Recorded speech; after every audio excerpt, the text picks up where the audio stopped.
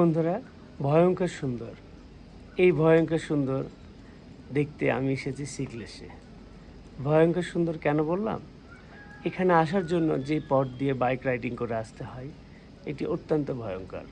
পুরো দিন লাগে বাইক রাইড করে আসতে। একটু ভুল হলেই আপনার জীবন চলে যেতেও পারে।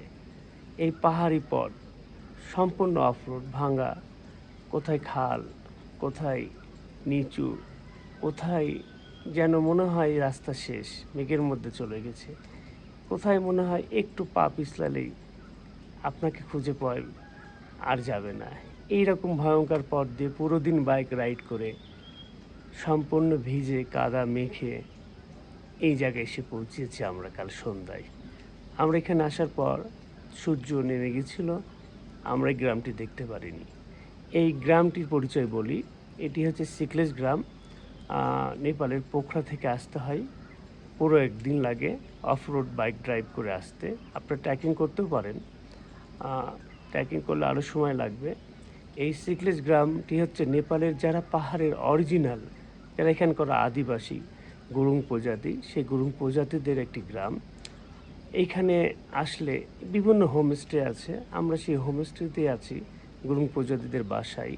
তাদের সংস্কৃতি দেখব, তাদের সাথে খাবার খাচ্ছি।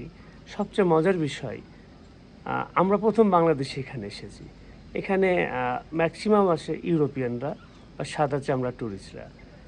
আর এখানে আমরা যখন তারা শুনলো আমরা বাংলাদেশি, তারা সকলেই বললো যে আমরা প্রথম বাংলাদেশে এখানে এসেছি। এটা আমাদের জন্য খুবই ভালো লাগার বিষয়। প্রিয় বন্ধুরা, এই সিকলেস গ্রামটি ঠিক অন্নপূর্ণা এভারেস্ট অন্নপূর্ণা পর্বতমালার খুব নিকটে। সারা রাত বৃষ্টি হয়েছে, বর্ষাকাল, এখন চরম বৃষ্টি হয় এখানে, যেহেতু পাহাড়ের উপরে।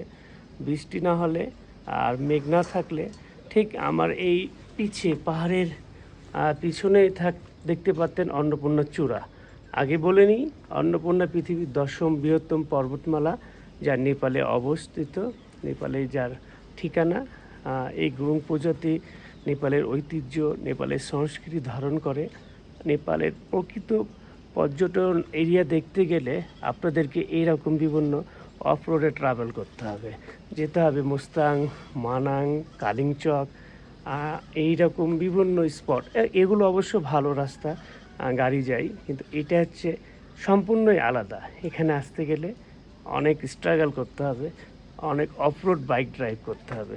তো প্রিয় বন্ধুরা, আপনি এখানে আসবেন, ঘুরবেন, এদের সংস্কৃতি ঐতিহ্য দেখবেন, এদের সাথে মিশবেন, ভালো লাগবেন।